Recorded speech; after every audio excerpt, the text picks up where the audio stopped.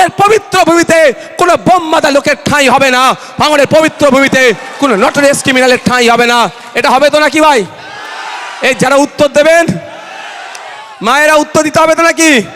আমি আপনাদের বলবো, আমাদের কাছে একটা বড় সুযোগ এসেছে রাজ্যের মানুষকে প্রমাণ দেওয়া যে ভাঙড় পথ দেখায়।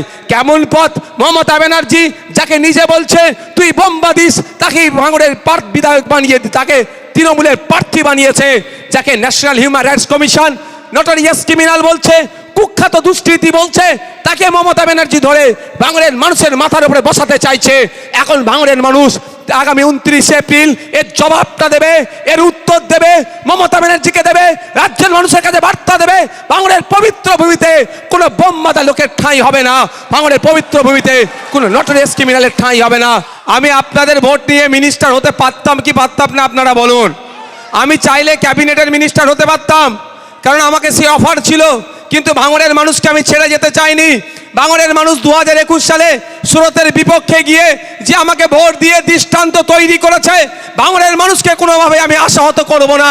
তাই একদিকে আমাকে মিনিস্ট্রির অফার, উল্টো দিকে আমার নামে 17টা মামলা দিয়ে আমাকে ভয় দেখানো হয়েছে, কিন্তু ভাঙড়ের মানুষের জন্য আমি না লোভের কাছে আত্মসমর্পণ করেছি, না ভয়ের কাছে মাথা নত করেছি। আপনাদের ভালোবাসা আমি বারবার পরাজিত হয়েছি। তাই বন্ধুগণ, আপনাদেরকে নিয়ে, আমরা ভাঙড়ের মানুষকে নিয়ে রাজ্য স্তরে একটা দৃষ্টান্ত তৈরি করেছি। এখন রাজ্যের যে কোনো প্রান্তে থেকে কলকাতায় মানুষ আসুক ট্রিটমেন্ট করতে, যদি তাদের রক্তের প্রয়োজন হয়, রক্ত যদি না খুঁজে পায়, রক্তের ব্যবস্থা না করতে পারলে ভাঙড়ের বিধায়ক, ভাঙড়ের আইএসএফ নেতৃত্ব এবং ভাঙড়ের সাধারণ মানুষের সাথে যারা যোগাযোগ করে, যে তারা রক্ত অন্য কেউ জোগাড় করতে না পারলেও ভাঙড়ের লোকেরা তাদের রক্তের ব্যবস্থা করে দেবে। নতুন করে ভাঙড়কে জানতে শুরু করেছে বাংলা। আপনাদের কাছে একটা গোল্ডেন চান্স এসেছে। একদিকে নটোরিয়াস ক্রিমিনালকে দাঁড় করিয়েছে, ওকে হারিয়ে এবারে বুঝিয়ে দিতে হবে বাংলার মানুষকে যে ভাঙড়কে মডেল হিসাবে দেখো। ভাঙড়ের পবিত্র মাটিতে কোনো গুন্ডা মস্তান নটোরিয়াস ক্রিমিনালের জায়গা নয়। ভাঙড়ের মানুষ তাকে ভোটে জিতাবে না, বরঞ্চ তাকে ভোটে হারিয়ে দেবে। তাই বন্ধুগণ, আমি বক্তব্য দীর্ঘায়িত করব না, আমি শুধু আপনাদের কথা বলবো, আগামী 29 এপ্রিল আসছে দিন, খাম চিহ্নে ভোট দিন। আমরা তো জিতছি, এখানে নিশ্চিতভাবে জিতছি আমরা নিশ্চিতভাবে, কিন্তু মার্জিনটা আমাদের কি করতে হবে? ডবল করতে হবে। তাই আপনাদের বলবো, কোনো প্ররোচনায় পা দেওয়ার দরকার নাই, কোনো অন্যায়ের কাছে মাথা নত করার দরকার নাই। আমি আপনাদের বলবো, আসুন 29 এপ্রিল সকাল সকাল খাম চিহ্নকে ভোট দিয়ে রাজ্যের বিধানসভায় পাঠান।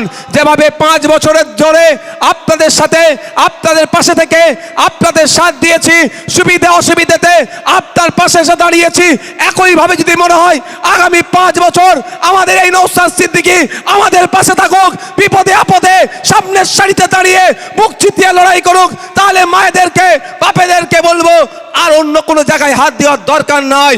ইভিএম মেশিনের সামনে গিয়ে আগে দেখবেন খাম চিহ্নটা কোথায় আছে, সেই চিহ্নতে আপনি বুটামটাকে প্রেস করে আমাকে বিপুল ভোটে জয়যুক্ত করুন। এ আশা করতে পারি তো নাকি আপনাদের কাছে? আশা করতে পারি তো? দূরে যারা আছেন একটু হাতটা তুলে রাখুন, দূরে যারা আছেন, মায়েরা আছেন, এ আশা তো করতে পারি নাকি? মায়েদেরকে বলতে পারে 1000-1200 টাকা লক্ষ্মীর ভান্ডার। মায়েদেরকে এতটুকু বলে যাচ্ছি, আমরা যদি ক্ষমতার মসনদে আসতে পারি, লেফট ফ্রন্ট আইএসএফ যদি ক্ষমতায় আসতে পারে, তাহলে অলরেডি আপনাদের বলে যাচ্ছি 1000-1200 নয়, কম করে মায়েরা যাতে মাস গেলে 5000-এর ব্যবস্থা হয়, তার ব্যবস্থা আমরা করব। তার পরিবর্তে একটু কাজও নেব। আজকে দেখুন ছেলেদের হাতে, শিক্ষিত বেকার ছেলেদের হাতে কাজ নাই, চাকরি নাই, সেই বেকারত্বের জ্বালায় যন্ত্রণায় ভুগছে। যুবসাথী নামে 1500 টাকার প্রকল্প চালিয়ে মাস দিনে তার হাতে মাত্র 50 টাকা আসছে।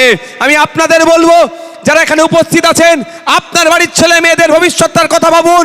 1500 টাকায় আপনারা সীমাবদ্ধ থাকবেন না? 15 থেকে 22,000 টাকার কাজ আপনার বাড়ির ছেলেরা পাক, সেটার দিকে যাবেন। যদি মনে হয় 1500 নয়, আমার মাস গেলে কম করে ন্যূনতম 15 থেকে 22,000 টাকার কাজের ব্যবস্থার দরকার, তাহলে বাংলার মসনদে লেফট ফ্রন্ট আর আইএসএফকে ক্ষমতায় নিয়ে আসুন। 1 ফ্যামিলি 1 জব, প্রতিটা বাড়ি থেকে আমরা একটা চাকরির ব্যবস্থা করব। তাই বন্ধুগণ, আমি বক্তব্য দীর্ঘায়িত করব না, আমি শুধু আপনাদের কথা বলবো, চোখ কান খুলে চলুন। আজকে নকল মালের উপরে লেখা আছে নকল হইতে সাবধান, এই জন্যই আমরা বিভ্রান্ত হয়ে যাচ্ছি। যে মমতা ব্যানার্জি বলেছিল আমার লাশের উপর দিয়ে এসআইআর হবে, সেই মমতা ব্যানার্জি এসআইআর নিয়ে প্রোটেস্ট না বাংলায় করতে পারে, অন্যায়ভাবে সাংবাদিককে ধরে জেলের মধ্যে রাখছে তার সিআইডি পাঠিয়ে। তাই সুতরাং আমাদের ভাবতে হবে মমতা ব্যানার্জি কি চাইছেন। আরএসএস যেটা চাইছে মমতা ব্যানার্জি সেটাই করছে, বিজেপি যেটাই চাইছে মমতা ব্যানার্জি সেটাই করছে। ওয়াকফ সংশোধনী আইন করে মাদ্রাসা, মসজিদ, ঈদগাহ, কবরস্থান কেড়ে নেওয়ার অপচেষ্টা চালাচ্ছে। মমতা ব্যানার্জি বলেছিল এই বাংলায় ওই আইন লাগু হতে দেব না, কিন্তু দেখুন তিনি এই আইনকে বাংলায় লাগু করে দিল। কিন্তু আপনার মসজিদ, মাদ্রাসা, ঈদগাহ, কবরস্থান এখনো যে সুরক্ষিত আছে এতটুকু মাথায় রাখবেন। সে হরিপাল হতে পারে, বাসন্তী হতে পারে, কাকদ্বীপ হতে পারে, কুলপি হতে পারে, কার্শিয়াং হতে পারে, দীঘা হতে পারে, যেখানে যেখানে মাদ্রাসা, মসজিদ, ঈদগাহ, কবরস্থান তথা ওয়াকফ সম্পত্তি সুরক্ষিত আছে এতটাই মাথায় রাখবেন। ভাঙড়ের বিধায়কের করা মামলার জন্য সুরক্ষিত আছে। হ্যাঁ, আমাদের মতো গুটি কয়েক মানুষ মামলা করেছিল বলে সুপ্রিম কোর্টে এখনো আপনার বাপদাদুর কবরটাতে বুল্লুজার চলেনি, এটা মাথায় রাখবেন। আজ যেই মমতা ব্যানার্জির নিয়ে শাসক দলের নেতারা বড় বড় কথা বলছে, সেই মমতা ব্যানার্জি বিজেপি নিয়ে আসা আইনের বিরুদ্ধে আমরা যখন রাস্তায় নেমেছিলাম, এই ভাঙড়ের মানুষ যখন রাস্তায় নেমেছিল, প্রায় 1003 মানুষের নামে মিথ্যা মামলা দিয়ে, আমার নামেও একাধিক মামলা দিয়ে এই আন্দোলনকে আটকাবার চেষ্টা করছিল।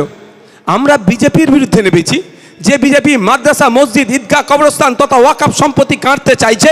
কিন্তু মমতা ব্যানার্জির উচিত ছিল আমাদের সাথ দেওয়া, বিজেপির বিরুদ্ধে আন্দোলনকে আরো বড় করা। কিন্তু তার পরিবর্তে আমরা কি দেখলাম, মমতা ব্যানার্জি আমরা যখন বিজেপির বিরুদ্ধে বলি, মমতা ব্যানার্জির দলের লোকের বুকে ব্যথা করে কেন? তলে তলে এরা এক জায়গায় মিলে আছে। তাই সময় এসেছে ভাঙড় থেকে বিজেপি তৃণমূলকে উৎখাত যেমন আমরা 2021-এ করেছি, 2026-এ দৃষ্টান্ত তৈরি করব এবং সারা রাজ্য জুড়ে আমরা বিজেপি তৃণমূলকে পরাস্ত করে নতুন সূর্য একটা উদয় হবে। যে সূর্য উদয় হবে, যে সকাল পাবো, নারী পুরুষের কোনো বৈষম্য থাকবে না, আমরা ওরা কোনো ভেদাভেদ থাকবে না, ধর্মীয় ভেদাভেদ থাকবে না, বর্ণগত জাতগত ভেদাভেদ থাকবে না। স্কুলে শিক্ষক থাকবে, হসপিটালে ডক্টর থাকবে, মহিলারা তার মাথা উঁচু করে বাঁচবে, পুরুষ তার নাগরিক অধিকার নিয়ে বাঁচবে, ছাত্র যুব তার অধিকার নিয়ে বাঁচবে। মিনিমাম ওয়েজেস কম করে 600 টাকা হবে। আজকের দিনে বলুন আপনারা, ডে লেবার যারা কাজ করেন 300-350 টাকায় ডে লেবারের কাজ হচ্ছে, ওটা আমরা বাড়িয়ে মিনিমাম একজনের একদিনের রোজ হিসাবে 600 টাকা আমরা ফিক্সড করব যদি আমরা নতুন সরকারে আসি। তাই আপনাদের বলবো, কারোর প্ররোচনায় পা দেওয়ার দরকার নাই, কারো কথায় উত্তেজিত হওয়ার দরকার নাই। আমি শুধু যেভাবে স্রোতের বিপক্ষে দিয়ে 2021 সালে আপনারা দৃষ্টান্ত তৈরি করেছিলেন, সারা রাজ্যের মানুষকে যখন বিজেপি তৃণমূল মিলে ভয় দেখিয়ে দিয়েছিল এনআরসি সিএ করে নাকি দেশ থেকে তাড়িয়ে দেবে আর তৃণমূল নাকি তাকে আটকে দেবে, এই গল্পেতে যখন ভয় পাইয়ে দিয়েছিল, একমাত্র ভাঙড়ের বীর পুরুষেরা, ভাঙড়ের বীরাঙ্গনারা, ভাঙড়ের মায়েরা, ভাঙড়ের বাপেরা স্রোতের বিপক্ষে গিয়ে আমাকে জিতিয়ে বিধানসভার মধ্যে পাঠিয়েছিল।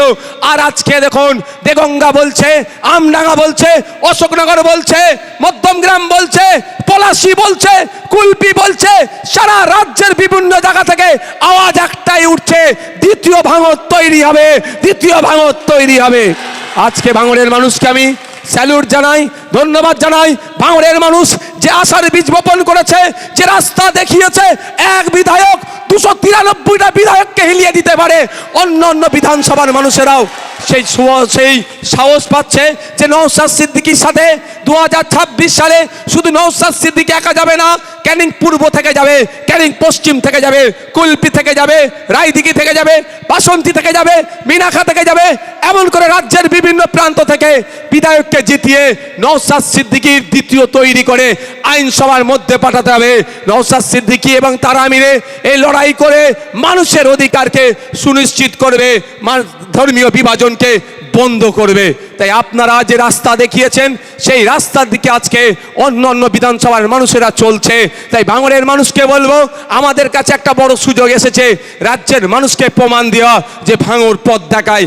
কেমন পথ? মমতা ব্যানার্জি যাকে নিজে বলছে তুই বোম্বা দিস, তাকে ভাঙড়ের বিধায়ক বানিয়ে, তাকে তৃণমূলের প্রার্থী বানিয়েছে, যাকে national human rights commission notorious criminal বলছে, কুখ্যাত দুষ্কৃতী বলছে তাকে মমতা ব্যানার্জি ধরে ভাঙড়ের মানুষের মাথার উপরে বসাতে চাইছে।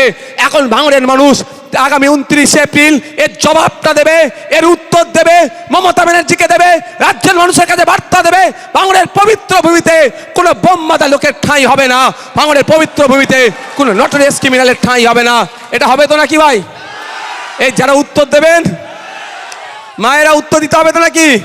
আমি আপনাদের বলবো, ভাঙড়ে যদি চিরতরের জন্য বোমগুলি, পিস্তল, মারামারি, হানাহানি বন্ধ করতে চান, আপনাদের কাছে একটা বড় সুযোগ এসেছে 2026। কারণ 2021 সালে আপনারা অর্ধেকটা ভাঙড় থেকে এই হিংসা, মারামারি, বিদ্বেষকে নষ্ট হয়েছে। আর অল্প কিছু আছে এদের রাজনৈতিকভাবে, এদেরকে আমরা হারাতে পারলে কটা বাজে? ধন্যবাদ সকলে। আগামী 29 এপ্রিল আসছে দিন, খাম চিহ্নে ভোট দিন। আমি এখন যাব এখান থেকে। আজকের সভা এখানেই সমাপ্ত হলো। ধন্যবাদ সকলকে।